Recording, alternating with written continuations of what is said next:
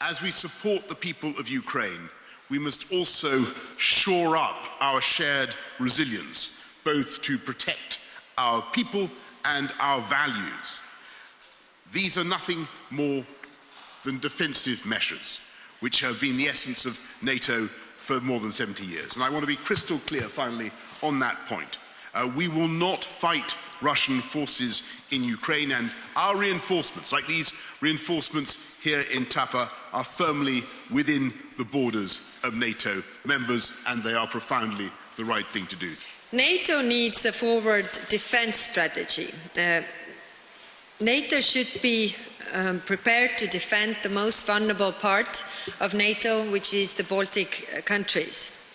And this includes, on land, establishing permanent increased forward presence, in air, establishing a credible defense posture, and a sense of urgency in developing NATO's upgraded defense plan. Ukraine should be given a very clear signal to join the EU. The security of Ukraine is the security of Europe. Although there is no direct military threat at our borders, NATO must take a leap now and adapt rapidly to the new security situation. NATO is a defensive alliance. We do not seek conflict with Russia.